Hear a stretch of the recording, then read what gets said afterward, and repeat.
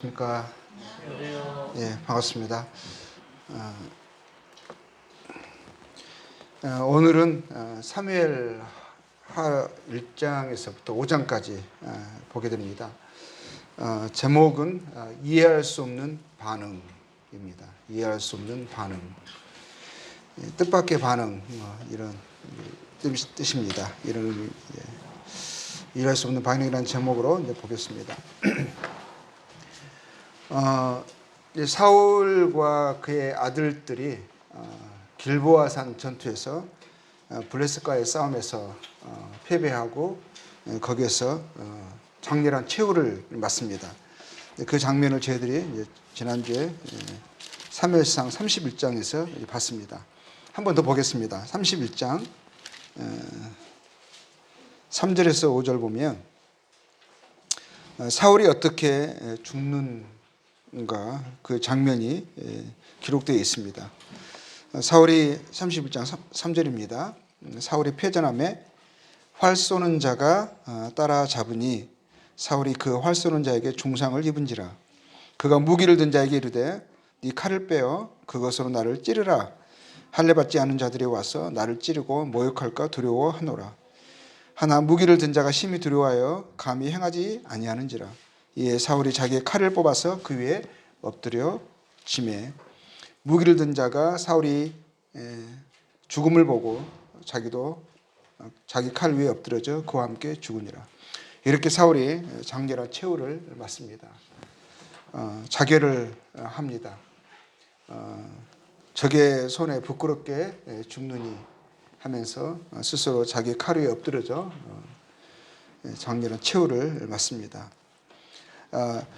이때 이제 사울과 그의 군사들이 블레셋과의 싸움에서 크게 패하고 이렇게 사울과 그의 아들들이 이렇게 길보아산에서 죽습니다. 근데 이때 사울과 그의 군사들이 블레셋과의 싸울 때 거의 같은 시점에 다윗도 아말렉 사람과 전쟁을 치르고 있습니다. 근데 사울과 그의 패배와는 다르게 다윗은 아말렉 사람을 쳐서 공격해서 승리를 거둡니다. 그게 이제 그러고 나서 사울이 이렇게 다윗이 이제 그 자기 진영, 자기 성에 시글락 섬에 있을 때에 사울의 진영에서 도망쳐온 한 사람이 다윗에게 급히 옵니다. 급히 와서 이제 사울과 이스라엘 백성들이 블레셋과의 싸움에서 대패한 거, 그리고 사울과 요나단이 그 싸움에서 장렬한 최후를 맞은 거, 이러한 부분에 있어서 이야기를 합니다. 이야기를 하는데 이 사람이 생각한 것은 사울은 다윗의 적이었습니다. 그러니까 사울과 그의 아들 요나단이 죽은 것이 이 다윗에게는 좋은 소식일 거라고 생각을 했습니다. 그래서 이 좋은 소식을 자기가 전해줘야겠다라고 해서 급하게 달려서 위험을 무릅쓰고 다윗의 진영까지 온 것입니다. 왜냐하면 다윗은 지금 어디에 있죠? 블레셋 사람의 땅에 있거든요.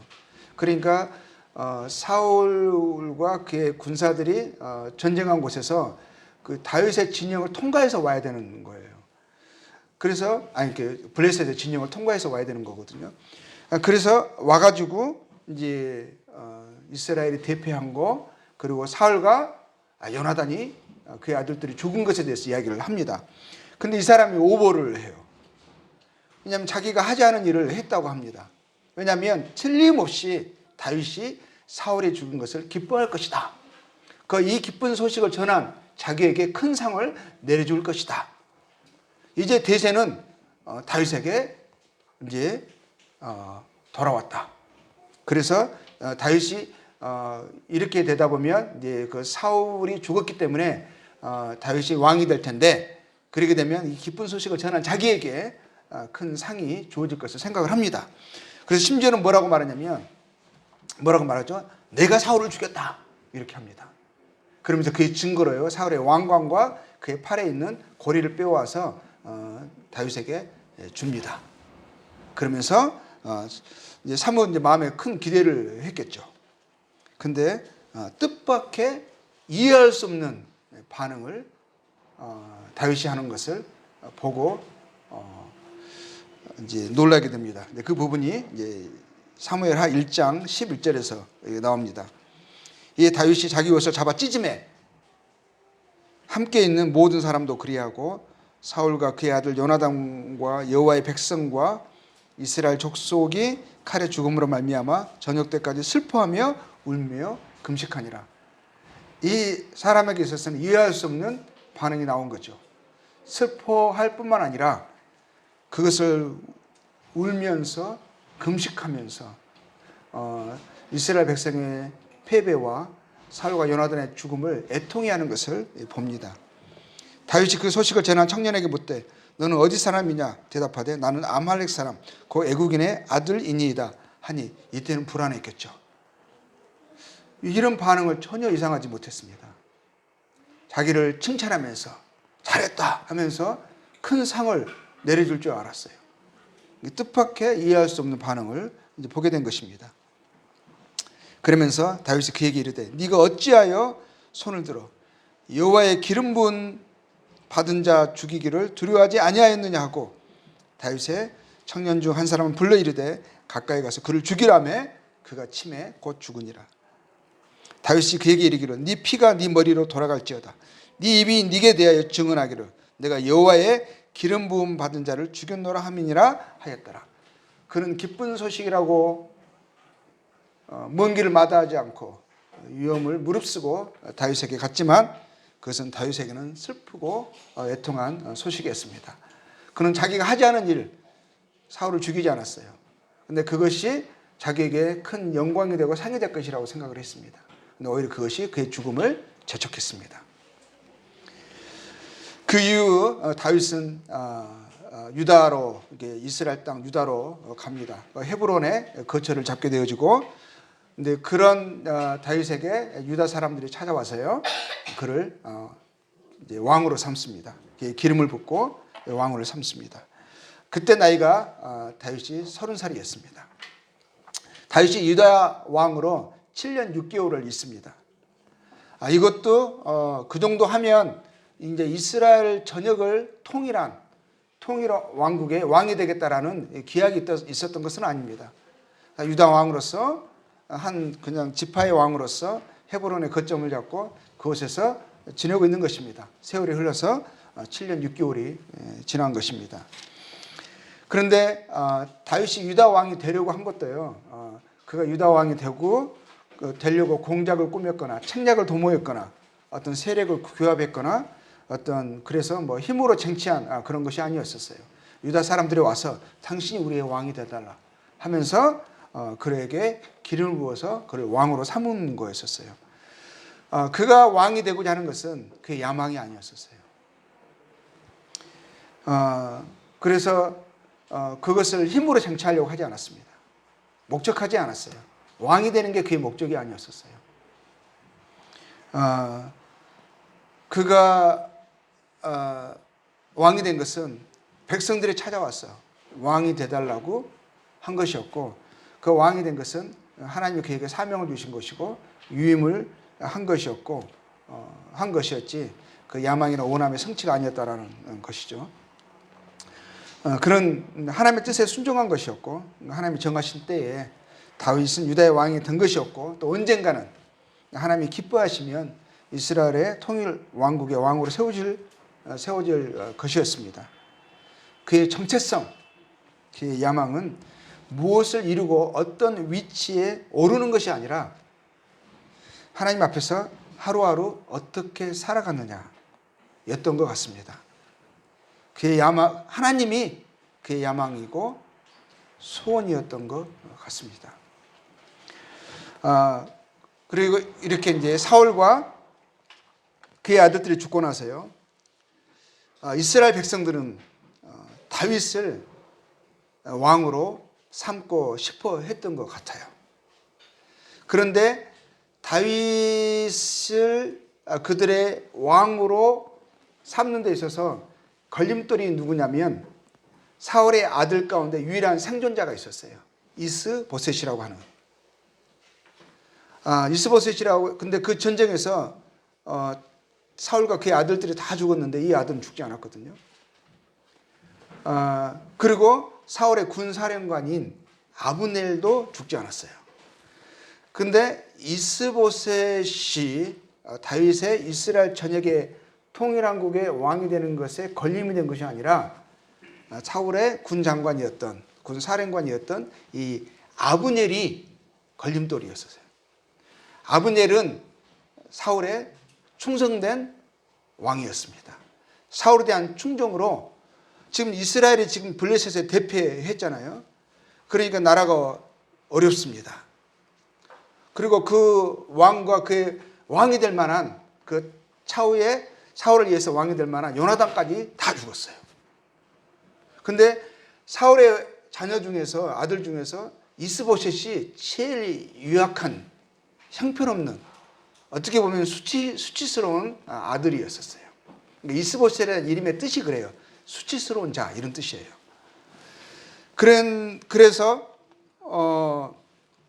그래서 당연히 이제 이스라엘 백성들은 예전부터 하나님께서 다윗에게 말씀하신 거 사무엘을 통해서 들었잖아요. 당연히 다윗의 인격과 다윗의 용맹, 하나님이 그와 함께 하시고 그를 사용하신 것을 이스라엘 백성들은 알았기 때문에 당연히 사울이 죽었으니 다윗이 왕이 될 것을 기대했겠죠. 그것을 원했어요. 그 원함을 아브넬에게 표현했던 것을 알 수가 있어요. 근데 이 아브넬은 이스보셋에 대한, 사울에 대한 충정으로 사울의 아들인 이스보셋을 왕으로 세웁니다. 그러니까 이 전쟁의 패함으로 내란의 어려운 그 전국 상황을 수습을 해요. 그런 수습 기간이 짧지 않았어요. 무려 한 5년 반 정도를 이 아브넬이 수습하는 기간을 갖습니다. 그러니까 결국에는 지금 블레셋에 지금 패배했기 때문에 블레셋이 이제 지배하고 있고 여러 가지 부분에 어렵지 않은 상황이잖아요. 그래서 수도까지 마하나임, 요르단 동편으로 옮겨요. 마하나임이 요르단 동편이거든요. 거기까지 옮겨서 거기 가서야 이 이스보셋을 왕으로 세웁니다. 그때 이미 유다의 왕으로 다윗이 지금 있는 거잖아요. 그러니까 7년 6개월을 유다 왕으로 지금 헤브론에서 지금 이제 있었는데 이 이스보셋을 데리고 마하나임으로 아브넬이 가서 거기서 2년 정도만 이스보셋이 왕으로 그곳에서 등극해서 왕으로 차지하게, 왕의 위치에 올라서게 됩니다. 이처럼 다윗이 이스라엘 전체 왕이 되는데 큰 걸림은 이스보셋이 아니라 아브넬이었죠. 그리고 아브넬이요, 이스라엘의 실세였습니다. 그렇죠? 실제 권력이었어요. 그런데 이 이스보셋과 아브넬 사이에 문제가, 불화가 생겨요. 그것은 틀림없이 이스보셋이 오해를 한 거예요. 아브넬의 충정을 의심한 거죠. 그래서 아브넬에게 모욕적인 말을 합니다. 이제 그게 이제 뭐냐면 사울의 첩이 있었어요. 리스바라고 하는 첩. 그 첩이 이제 문제가 있었던 것 같아요. 근데 그 문제에 대해서 아브넬을 비난합니다. 아브넬에게 네가 아버지 사울의 첩과 통간했다, 간음했다라는 그러한 질책을, 비난을 해요. 그 비난에 아브넬은 상당한 참을 수 없는 모욕감을 느낍니다. 3장 7절에 나와요. 보겠습니다. 사울에게 첩이 있으니 이름은 리스바요, 아야의 딸이더라. 이스보셋이 아브넬에게 이르되 네가 어찌하여 내 아버지의 첩과 통간하였느냐 하니, 이미 확정을 하고 비난한 것이에요. 그 내막을 살피려고 하지도 않았고 분명하게 확정하고 단언해서 오히려 이제 판단하고 질책하는 것을 보게 되죠. 아브넬이 이스보셋의 말을 매우 분하게 여겨 이르되 내가 유다의 개머리냐, 심한 모욕감을 표현한 거죠. 나를 개 취급했다 이거죠. 내가 오늘 당신의 아버지 사울의 집과 그의 형제와 그의 친구에게 은혜를 베풀어 당신을 다윗의 손에 내주지 아니하였거늘 당신이 오늘 이 여인에 관한 허물을 내게 돌리는도다.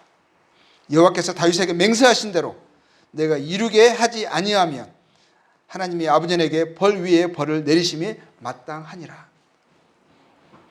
그때 그 맹세는 곧 이 나라를 사울의 집에서 다윗에게 옮겨서 그의 왕위를 다윗의 브엘세바까지 이스라엘과 유다에 세우리라 하신 것이니라 하며, 그래서 이제 다윗에게 이스라엘의 왕자를 하나님의 뜻이 그러하였다. 내가 지금까지 무엇을 하였는가? 내가 다윗의 사울을 향한 충종으로 사울의 집과 너를 내가 보호하였고 내가 마침내 너를 왕으로 세울 것만 내가 헛짓을 했구나. 나를 이렇게 모욕하다니 하면서 그가 심히 분노하고, 그러면서 내가 지금까지 무엇을 하였는가? 하나님의 뜻은 다윗이 이스라엘의 왕이 되어서 다스리는 거다. 내가 하나님의 뜻에 순종하겠다 하면서 돌이킵니다. 그래가지고 이제 이스보셋 앞에서 그러는 거예요. 다윗에게 왕위를 돌리겠다. 그러니까 11절 이스보셋이 뭐라 그래요? 이스보셋이 아브넬을 두려워하여 감히 한마디도 대답하지 못하더라. 실제 권력은 아브넬이었죠. 이스보셋이 왕이 된 것은 아브넬로 인하여서 된 거예요. 근데 그가 사실을 정황을 정확히 파악하지 않는 채 왕이라는 그 신분에 도취되어서 함부로 말을 내뱉은 것이었고 그것이 그에게 화가 되었습니다. 12절에 아브넬이 자기를 대신하여 전령들을 다윗에게 보내어 이르되 이 땅이 누구의 것이니까? 또 이르되 당신은 나와 더불어 언약을 맺사이다. 내 손이 당신을 도와 온 이스라엘이 당신에게 돌아가게 하리이다 하니 하면서요 어떻게 합니까? 아브넬이 그 전에 이러한 일들에 대해서요 이스라엘 장로들이 아브넬에게 와서 요청했던 것이 있었어요. 우리의 왕은 이제 사울이 죽었으니 다윗이 되어야 마땅하다. 근데 그것에 대해서 아브넬이 그 요청을 수락하지 않았었거든요. 무슨 말이냐? 사울이 우리의 왕이었다. 그러니 마땅히 사울의 아들이 이스라엘을 다스려야 한다 하고 하면서 계속 막았었던 것이었거든요. 근데 아브넬이 마음이 돌아서 버렸어요.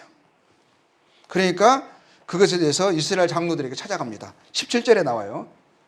아브넬이 이스라엘 장로들에게 말하여 이르되 내가 여러 번 다윗을 너희의 임금으로 세우기를 구하였으니 이제 그대로 하라. 내가 알았다. 하나님의 뜻이 다윗이 이스라엘의 왕이 되는 거였다. 내가 그것을 막았는데 내가 부질없이 헛짓을 하였구나. 너희 온대로 내가 되어지는 것을 돕겠다 합니다. 여호와께서 이미 다윗에 대하여 말씀하시기를 내가 내 종 다윗의 손으로 내 백성 이스라엘을 구원하여 블레셋 사람의 손과 모든 대적의 손에서 벗어나게 하리라 하셨음이니이다 하고 하나님의 말씀을 기억하죠. 그 말씀을 따르겠다고 합니다. 그전에는 인간적인 충정이었어요. 근데 그것이 둘의 불화가 마침내 하나님의 말씀을 그로 하여금 기억나게 하였고 다시 하여금 이제 하나님의 뜻대로 다윗에게 왕자를 돌리겠다라고 한 것이죠. 19절에 아브넬이 또 베냐민 사람의 귀에 말하고, 베냐민 지파가 사울이 베냐민 지파에 있었잖아요. 그 베냐민 지파에게 말하고 이스라엘 모든 장로들에게 말했을 때 베냐민 지파마저도 어떻게 됐죠? 아브넬이 이스라엘과 베냐민 온 집이 선하게 여기는 베냐민 집도 선하게 여겼어요. 마땅하다. 다윗이 우리의 왕이 되어져야 한다. 그래서 모든 것을 다윗의 귀에 말하려고 헤브론으로 아브넬이 직접 갔어요. 그래서 다윗은 아브넬을 환영합니다.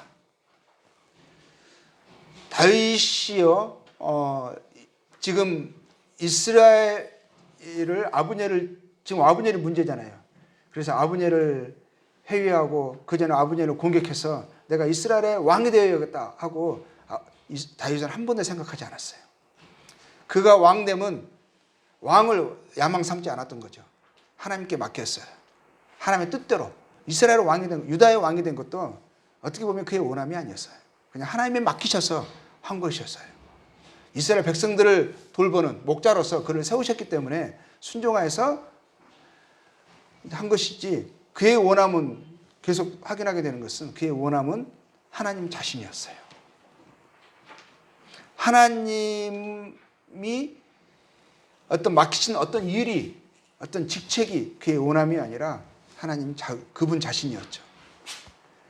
그걸 확인하게 되는 건데, 그래서 다윗은 아브넬을 위하여 잔치를 배설하고, 또 아브넬은 다윗이 이스라엘 모든 것을 다스리는 왕이 되실 것이라고 말합니다. 그래서 평화롭게 만남은 진행되었고요. 모든 것이 좋았습니다. 아브넬은 평안히 자기 땅으로 가고 있었어요. 이스라엘로 가고 있었는데 뒤늦게 요압이 옵니다. 그리고 아브넬이 왔다는 소식을 듣고 다윗이 아브넬을 환영하고 또 잔치를 배설하고 또 그를 평화롭게 보냈다라는 그 이야기를 요압이 들어요. 요압이 분노합니다. 화가 나요. 그리고 이렇게 모해합니다. 아브넬이 온 것이 평화를 위해서 왔다고 생각하십니까? 염탐하러 왔습니다. 그러면서 그 마음속에 다윗에 대한 답답함, 왜 사람을 그렇게 쉽게 믿느냐, 그러면서 이제 모해를 하려고 한 거죠. 합니다. 다윗에게 가서 아브넬의 의도를 오해하게 곡해해서 죄를 의심하게 만듭니다. 그러면서 그렇게 말하고는 몰래 사람을 보내서 아브넬을 추격하게 하고 아브넬을 다시 데려오게 합니다. 아브넬은 그냥 또 다윗이 불러서 왔나 보다라고 생각하고 전혀 아브넬의 의도를 의심하지 않았어요. 그 요압의 의도를 의심하지 않았어요. 그래서 요압을 따라서 헤브론 성내에 들어갑니다.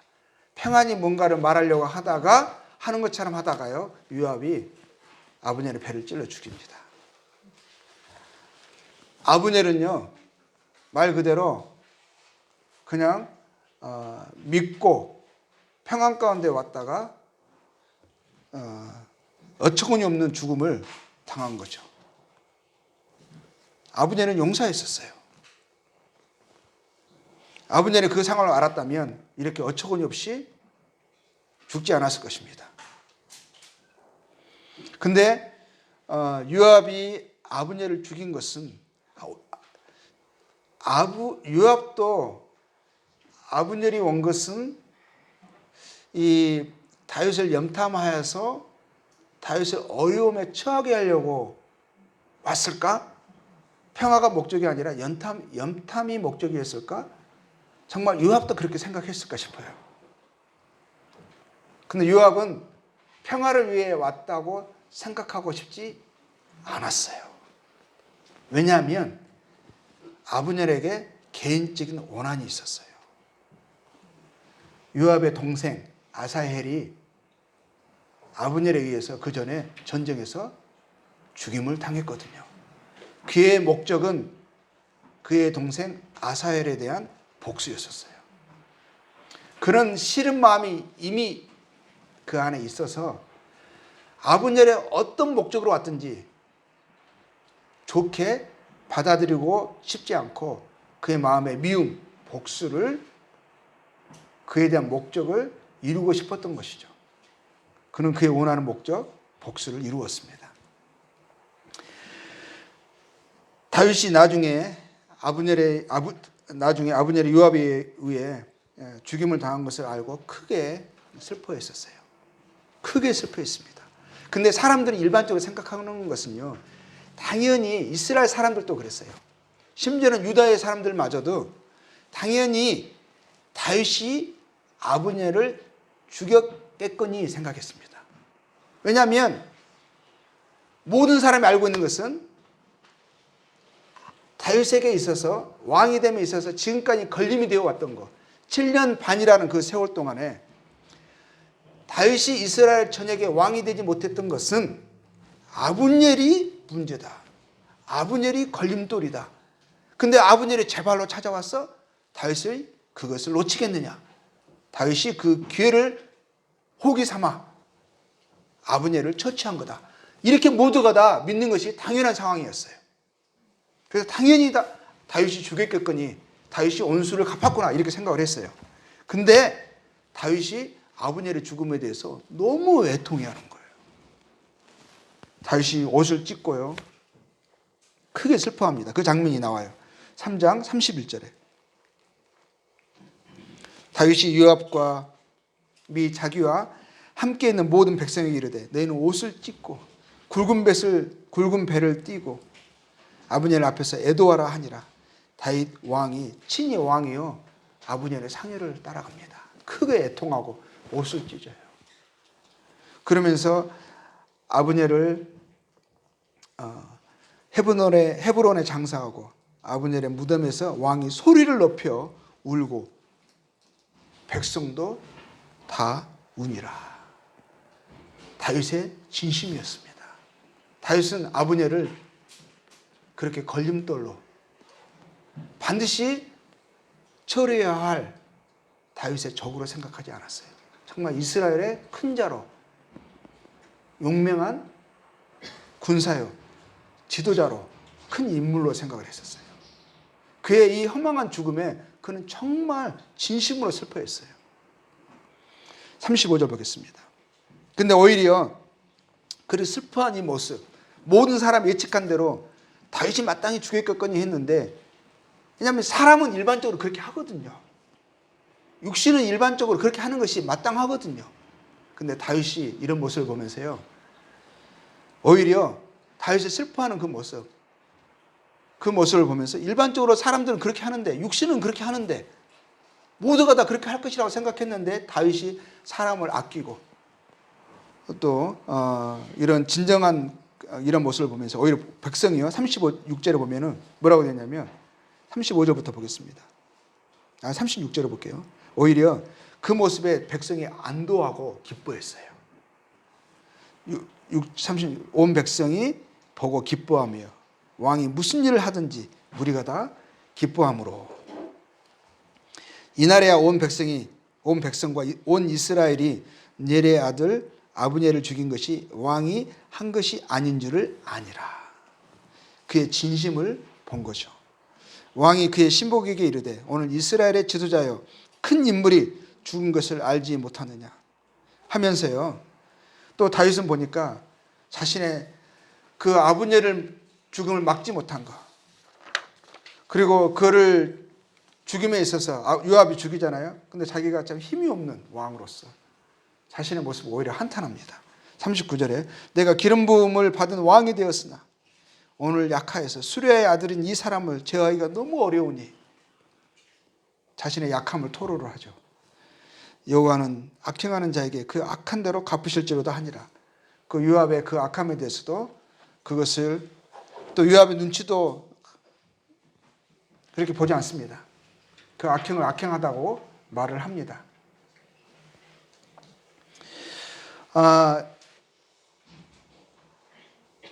그러고 나서요, 사울 이제 아브넬도 죽었습니다. 근데 지금 이스라엘의 왕은 누구죠? 이스보셋이죠. 근데 이스보셋도요 이랬던 것 같아요. 이스보셋도 아브넬이 이스라엘의 왕위를 다윗에게 돌리겠다라고 했을 때요, 이스보셋도 무슨 말이냐, 왕은 난데 너 반역을 도모하는 거 아니냐 하면서요 아브넬에게 이렇게 분노하거나 아브넬을 막아서려고 하지 않았던 것 같아요. 왜냐하면 이스라엘의 실제 권력이 아브넬이었잖아요. 아브넬의 마음을 돌이킨 거잖아요. 그리고 이스보셋도 자기가 이스라엘의 왕이 되어져야 한다라고 그러는 인물이라고 스스로 생각하지도 않았던 것 같아요. 아브넬을 자기가 세워주니까 자기가 왕이 된 것이지, 근데 아브넬이 없어진 상황에서 자기가 계속 왕을 계속 유지한다라는 자신도 없었고, 그 전에도 아브넬이 직접 가잖아요. 다윗에게 왕으로 다윗을 삼으러 가잖아요. 그럴 때 이 이스보셋이 막지 않았던 것을 보게 돼요. 그러니까 오히려 자기가 살아있는 것도 감사한 거죠. 다 죽었잖아요. 사울의 그 아들도 죽었잖아요. 살아있는 것도 감사하고 또 아브넬의 지금까지 도움으로 자기가 이 자리에 유지한 것만으로도 감사한 거예요. 근데 오히려 생각했을 것 같아요. 다윗이 자기 왕이 되준다면, 이스라엘 왕이 된다면 오히려 그게 더 안전하지 않을까. 이 버거운 이 왕의 직분을, 왕의 책임을 다윗이 해준다면 오히려 더 낫지 않을까 이렇게 생각했던 것 같아요. 그래서 결국에는 그 아브넬을 보내는 것도 이게 이스보셋의 동의가 있었던 것으로 여겨지고요. 그런데 이스보셋이 그 아브넬이 죽은 거예요. 4장 1절을 볼게요. 1절에 보면 이렇게 나오죠. 사울의 아들 이스보셋은 아브넬이 헤브론에서 죽었다함을 듣고 손에 맥이 풀렸고 온 이스라엘 놀라니라 이렇게 나오잖아요. 그렇죠? 그런데 어떤 일이 일어납니까? 이 이스보셋을 누가 죽이죠? 이 5절에 보면 네갑과 바하나라고 하는 사람, 부엘의 사람인 네갑과 바하나가 죽여요. 이 부엘의 사람은 이스라엘 사람이 아니에요. 이스라엘 사람들 가운데 섞여 있는 이방인들이었죠. 근데 좌우간 이들도 이 이스보셋의 군 지휘관이었거든요. 이스라엘의 군 지휘관이었었어요. 근데 이가 아브넬이 죽었다는 말을 듣고 어떻게 되죠?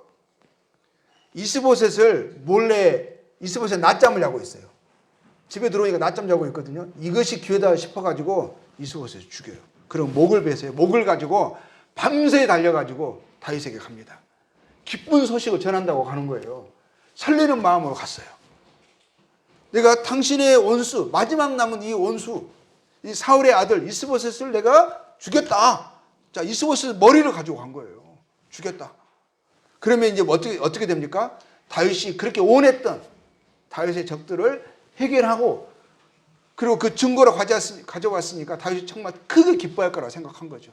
그리고 자기에게 큰 상을 내려줄 거라. 그리고 이스라엘의 전역의 왕이 되어지면 자기가 큰 요직을 자기들이 차지할 거라 이거 생각을 했던 것 같아요. 근데 다윗의 반응은요 또 뜻밖이었습니다. 이해할 수 없는 반응이 나와요. 4장 7절에 보겠습니다. 그들의 집에 들어가니 이스보셋이 침실에서 침상 위에 누워 있는지라 그를 쳐 죽이고 목을 베어 그의 머리를 가지고 밤새도록 알아봐 길가로 가 이제 말씀드렸던 부분이죠. 헤브론에 이르러 다윗 왕에게 이스보셋의 머리를 들이며 아뢰되 왕의 생명을 헤아려 하던 온수 사울의 아들 이스보셋의 머리가 여기 있나이다. 여호와께서 오늘 우리 주 대신 왕의 원수를 사울과 그의 자손에게 갚으셨나이다 하니 이때 얼마나 설렜겠어요. 막 기쁜 마음으로 막 전하는 거죠. 그러면 다윗도 막 너무 기뻐하면서 이야 잘했다 막 이렇게 나올 줄 알았어요. 그런데 뭐죠? 다윗이 부엘의 사람 nim몬의 아들 네갑과 그의 형제 바하나에게 대답하여 이르되 그들에게 이르되 내 생명을 여러 환난 가운데서 건지신 여호와께서 살아계심을 두고 맹세하노니 전에 그러고 나서 내가 너에게 생을 주겠노라 이렇게 나와야 되거든요. 그런데 전에 사람이 내게 알리기를 보라 사울이 죽었다 하며 그가 좋은 소식을 전하는 줄로 생각하였어도 내가 그를 잡아 시글락에서 죽여서 그것을 그 소식을 전한 가품으로 삼았거늘 하물며 악인이 의인을 그의 집 침상 위에서 죽인 것이겠느냐. 그런지 내가 악인의 피 흘린 죄를 너희에게 갚아서 너희를 이 땅에서 없이 하지 아니하겠느냐 하고 이때 이들의 얼굴이 어떻겠어요? 설렜던 그 마음 얼굴에 만연히 희석돼서 이제는 기쁜 소식만 자기를 높이는 그런 소리만 들을 줄 알았는데 지금 분위기가 완전 반전되어 버렸죠. 청년들에게 명령하며 곧 그들을 죽이고 수족을 베어 헤브론 목가에 매달고 이스보셋의 머리를 가져다가 헤브론에서 아브넬의 무덤에 매장하였더라. 이 사람들은 이해할 수 없는 또 반응을 또 보았습니다. 다윗은 어떤 측면에서는 예측이 안 되는 사람이었어요. 특히 육신적인 측면에서 모든 사람들은 이때 이렇게 반응하게 되어 있어요. 이것을 원하게 되어 있어요. 그래서 그것을 생각하고 이렇게 하면 다윗이 틀림없이 왜냐하면 모든 사람들은 그러니까 세상은 그러니까 다윗도 좋아할 거라고 생각하고 그렇게 했는데 다윗은 세상의 방식대로 육신의 모양대로 반응하지 않은 거예요. 이 일 후에요. 또 지금 상황이 그렇잖아요. 그 전에 아브넬이 죽고 나서요. 지금 이스보셋만 있으면 다윗도 그 전에 알았겠죠. 아브넬이 실세라는 거. 아브넬을 죽였어요? 그럼 지금 올라가서 왕이 되면 되거든요. 근데 다윗은 그렇게 하지 않았어요. 그리고 지금 이스보셋까지 죽였잖아요. 그러면 다윗이 사람을 보내서 이제는 너희들이 나를 왕으로 추대하는 것이 합당하지 않냐. 너희가 그렇게 이제는 내가 너희의 왕이 되어줘야 하는데 누가 있냐? 라고 하지 않았어요. 이스라엘 백성들이 먼저 와요. 먼저 와가지고 뭐라고 하죠? 모든 지파가 다윗에게 나와서 다윗을 이스라엘의 왕으로 기름을 붓습니다. 5장 1절에 나와요. 이스라엘 모든 지파가 헤브론에 이르러 다윗에게 나와 이르되 보소서 우리는 왕의 한 골육이니이다. 전에 곧 사울이 우리의 왕이 되었을 때도 이스라엘 건의로 출입하게 하신 분은 왕이시었고 여호와께서도 왕에게 말씀하시기를 네가 내 백성 이스라엘의 목자가 되며 네가 이스라엘의 주권자가 되리라 하셨나이다 하니라. 하나님의 말씀이, 예언이, 약속이 성취다. 하나님이 당신을 우리의 목자로 정하셨고 우리의 지도자로 삼으셨다. 그래서 설득을 하는 거죠. 당신이 우리의 왕이 되어줘야 한다. 그래서 이거는 하나님의 약속의 성취라는 거죠. 이에 이스라엘 모든 장로가 헤브론에 이르러 왕에게 나오매 다윗 왕이 헤브론에서 여호와 앞에 그들과 언약을 맺음에 그들이 다윗에게 기름을 부어 이스라엘 왕으로 삼으니라. 그래서 다윗이 이스라엘 왕이 된 거예요. 다윗이 나이가 30세에 왕위에 올라 40년 동안 다스렸을 때 헤브론에서 7년 6개월 동안 유다를 다스렸고 예루살렘에서 33년 동안 온 이스라엘과 유다를 다스렸더라. 자, 이처럼요. 이제 다윗이 드디어 하나님께서 사무엘을 통하여 그의 기름을 붓고 나서 10수년이 흘렀습니다. 그가 유다의 왕이 되고 나서도 7년 6개월이 했어요. 30세 후반에 38에 그가 이스라엘의 왕이 대략 그가 처음 기름 부음 받고 나서 20년이 넘었습니다. 그가 수많은 우여곡절들을 그가 겪었어요. 하나님이 그를 자기가 원했던 것도 아니에요. 나 왕이 될 테니까 나에게 기름 부어달라. 내가 이스라엘 왕이 되지 않으면 누가 되겠느냐. 하지도 않았어요. 하나님이 그를 찾아오셨고 그를 부르셨고 그에게 기름 부으셨어요. 근데 기름 부으시고 나서도 막바로 되지 않았어요. 수많은 어려움과 난관을 겪게 하셨습니다. 개처럼 벼룩처럼 도망다녔어요. 모두가 다 당신이 왕이 되어져야 합니다라고 하는 그런 상황이 있어도 다윗은요 그것을 마땅히 내가 되어져야 한다고 생각하지 않았어요. 이게 이제 이해할 수 없는 반응들, 그 육신의 오해라고 할 수 있는 부분도 있잖아요. 그 사울이 죽었다고 생각해서 사울이 죽음을 기뻐할 거라고 생각해서 자기가 하지 않았으면서도 자기가 했다라고 거짓말까지 하면서 스스로 명을 재촉한 그 아말렉 사람, 그 오해죠. 그리고 이스보셋을 죽이고 그 머리를 가지고 다윗에게 오면 다윗이 크게 기뻐하고 자기를 상주가라고 생각한 그 레갑과 바하나. 근데 다윗의 반응은 전혀 이해할 수 없었고 정말 뜻밖의 그런 결과가 그들에게 이루어졌습니다. 아브넬의 죽음에 다윗은 크게 슬퍼했죠. 근데 아브넬의 죽음 앞에 그렇게 애도하는 다윗은 또 일반의 사람들에게 또 뜻밖이었습니다. 이해할 수 없는 반응이었어요. 또 다윗은요 약한 왕이었어요. 그의 마음과 다른, 그래서 자신을 사람들로 오해하게 하고요 상황을 더 힘들게 만들고 자신의 마음을 아프게 하는 요압. 그러나 요압은 큰 용사였었죠.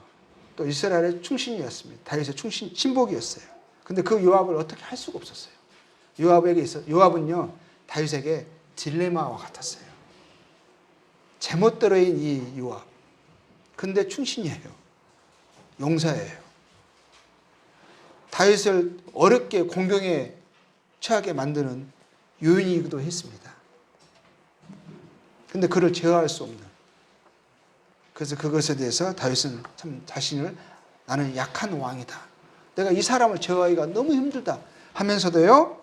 근데 그런데도 다윗이 원하는 대로 하려면 할 수 있었어요. 다윗은 힘이 있는 왕이었었어요. 모두가 그를 공경합니다. 그게 한마디면 요압도요 처리할 수 있었어요. 근데 그는 스스로 힘없는 왕이 되었습니다. 왜냐하면 하나님께 맡겼거든요.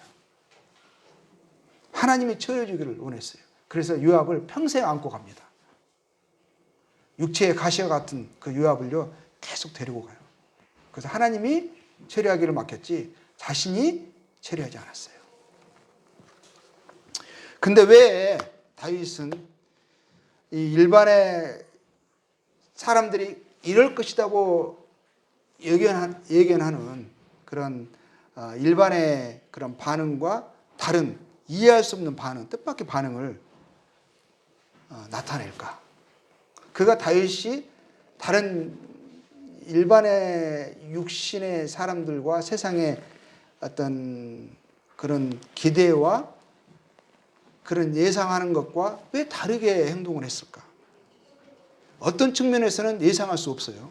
근데 어떤 측면에서는 지극히 당연한 하나님의 입장, 영의 입장에서는 다윗이요 이상한 게 아니에요. 육신의 입장에서 봤을 때는 이상한데 뜻밖인데 근데 다윗은 왜 그랬을까?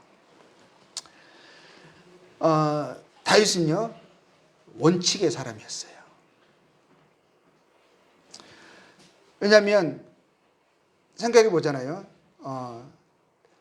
사람들은요 자기에게 잘해준 사람, 자기에게 선한 사람을 좋아하고 그의 기대에 부응하고 그 안에서 안정과 정체성을 가집니다. 그러니까 다윗에게 나와서요, 당신이 왕이 되어야 합니다. 당신이 적을 내가 이렇게 처리했습니다. 나에게 잘해준 사람, 선한 의도를 가져온 사람, 사람들은 일반적으로요 환영하죠. 그게 우리 육신의 일반적인 모습입니다. 그렇지 않습니까? 근데 다윗은요, 나에게 좋은 사람이라고, 나에게 잘해주는 사람이라고, 그 사람들을 기용하거나 그것을 우선으로 여기지 않았어요. 사울 같은 그 육신의 사람들은요, 그런 사람들에게 잘해줬죠. 원칙이 아니라 그의 원칙은 나에게 잘해주는 사람이었어요. 나를 잘 따르는 사람이었어요.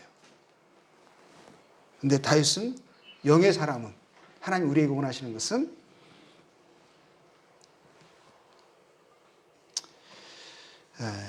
하나님과 하나님의 성품, 하나님의 선하시고 기뻐하시고 온전하신 뜻에 합한 그것을 따르는 그것이 원칙이 되어지는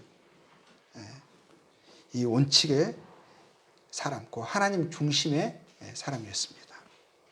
그래서 세상 관점, 육신인의 친화적인 사람이 아니었었어요.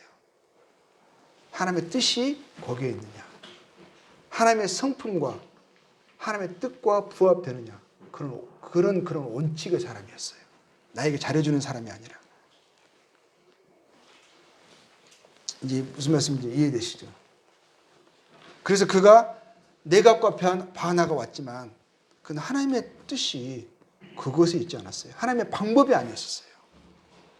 나에게는 좋았어요. 선한 의도를 가지고 왔어요.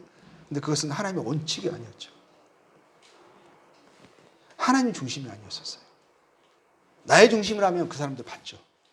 그냥 하나님의 관점에서 봤을 때 이건 악함이었거든요. 그걸로 하나님의 일이 이루어지는 것이 아니라는 거예요. 그래서 우리는 하나님의 원리, 원칙을 따라 살아야 하는 거죠. 다윗은 그런 사람이었어요. 그리고 또 다윗은요, 자리를 탐하지 않았습니다. 하나님의 백성, 이스라엘의 왕이 되는 것은 특권이고 자랑이고 추구할 만한 가치가 있죠. 그렇죠? 그러나 다윗은 왕이 되는 것이 목적, 야망이 아니었었어요. 아무리 좋은 것이라 하더라도요, 그것이 목적이 되고 야망이 되고 동기가 되어지고 주체가 되어서는 안 되는 것이에요.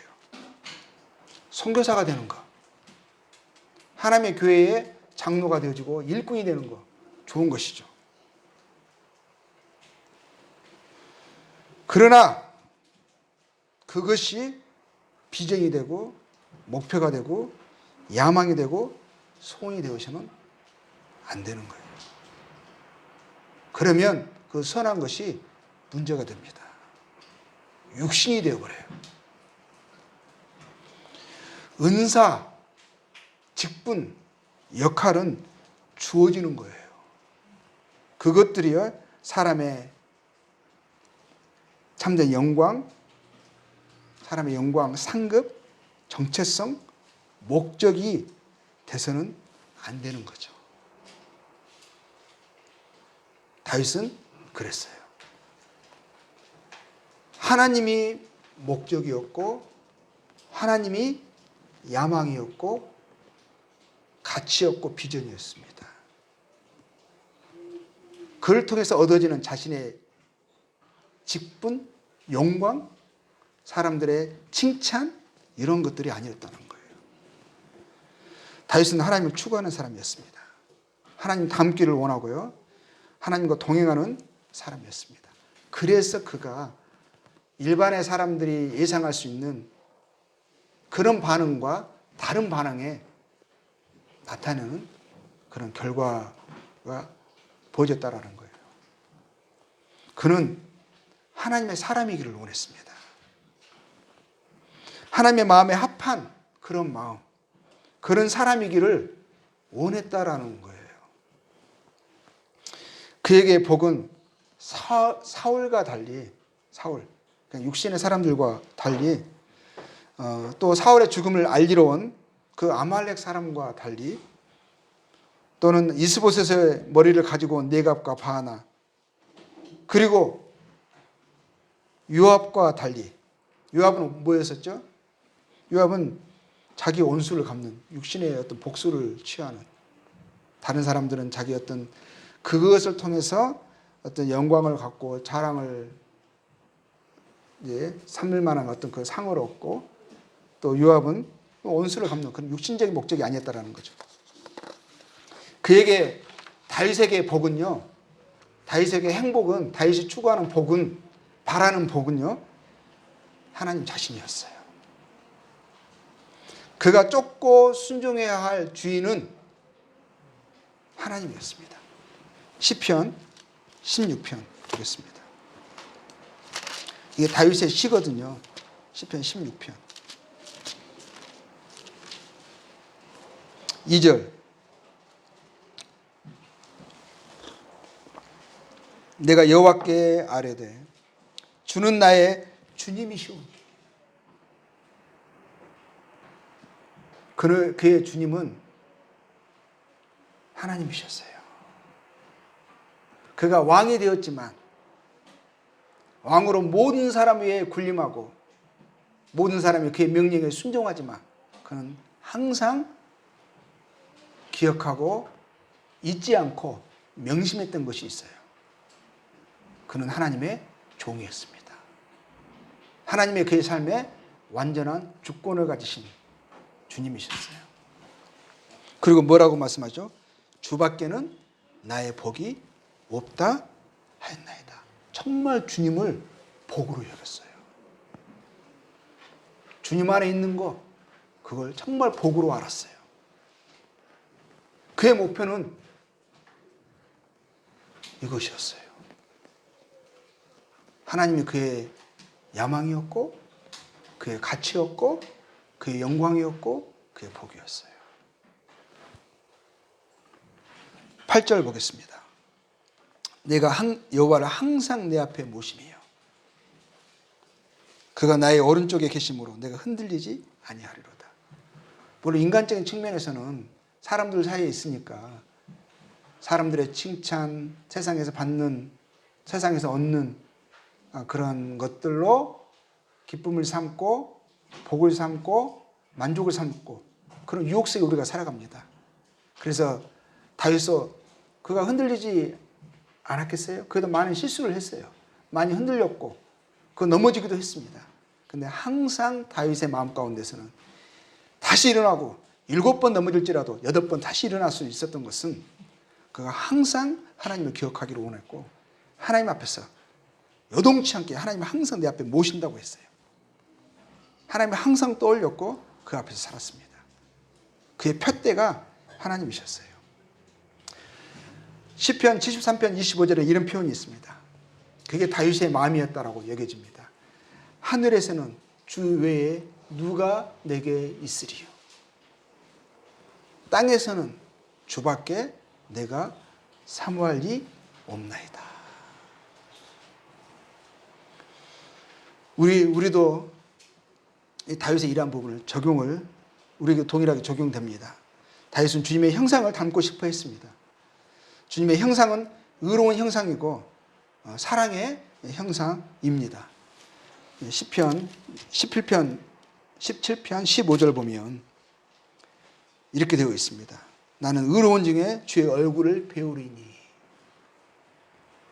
깰 때에 주의 형상으로 만족하리이다.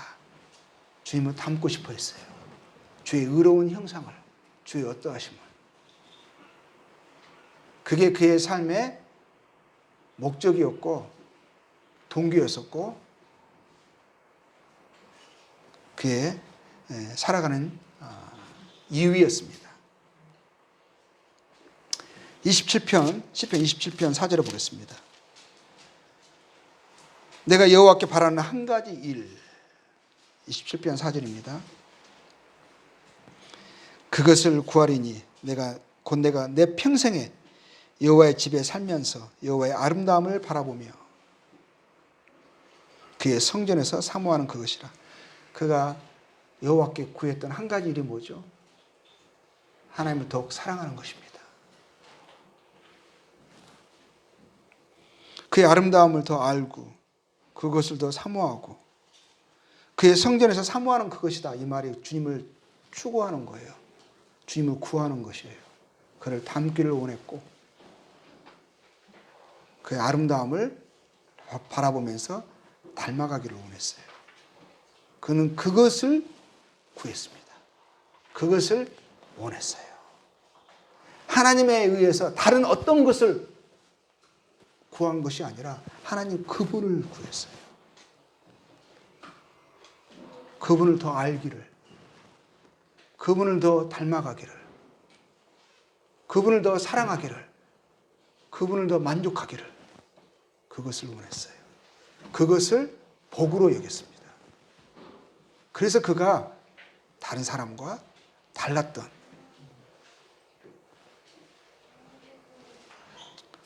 그런 이유였다라고 생각이 듭니다. 시간이 많이 흘러버려서 마무리를 해야 할 것 같습니다. 우리 이제 사도 바울도 이렇게 말했거든요. 성도에게 주어진 은사, 교회 안에서의 역할, 직분은요, 성령이 그의 뜻대로 각 사람에게 나누어 주시는 것이라 했습니다. 몸의 각 지체가 자기의 원함으로 현재 지체가 된 것이 아니잖아요. 하나님이 그 원하시는 대로 그 지체를 주신 것처럼 주어진 것이라 하셨습니다. 그래서 우리가 주님 안에서 살아가는 것도요, 주님 우리에게 주신 은사도요, 그 역할도요, 그걸 가지고 서로 분쟁하지 말라 하셨고 오히려 서로 돌아보면서 섬기라 하셨어요. 그게 고린도전서 12장에 나옵니다. 12장 11절에 이렇게 나오죠. 이 모든 일은 같은 한 성령이 행하사 그의 뜻대로 각 사람에게 나누어 주시는 것이니라 하셨습니다. 18절에요.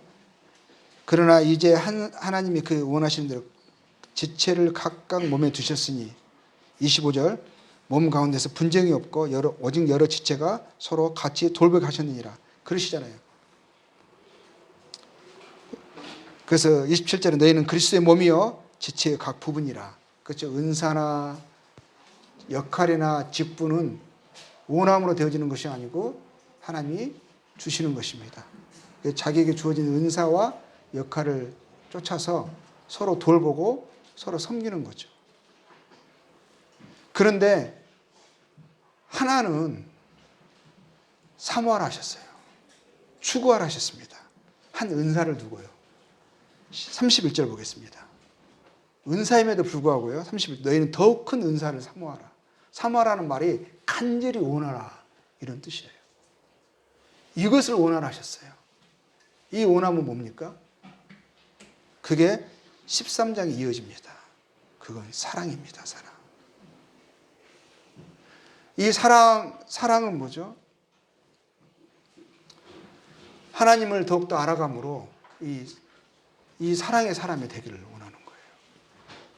내가 사람의 방언과 천사의 말을 할지라도 사랑이 없으면 소리나는 구리와 울리는 꽹과리가 되고 말하는 거예요. 사랑이 없으면 내가 아무것도 아니에요.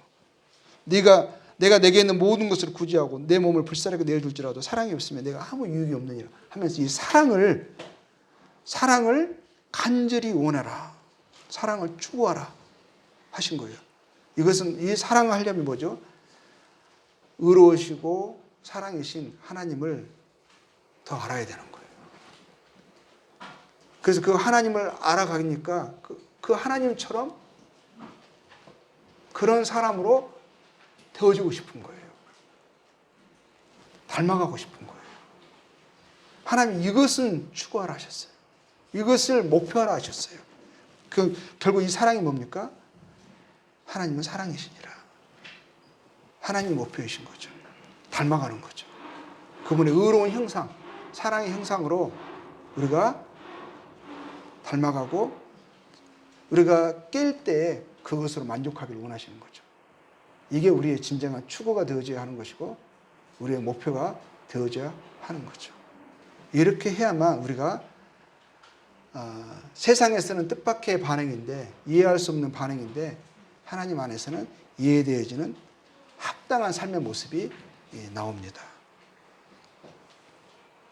우리가 주님이 그러셨죠. 어두운 세대에 하나님을 아는 빛을 나타낸 다윗처럼 우리도 하나님을 비추는 세상의 빛으로 살았으면 좋겠습니다.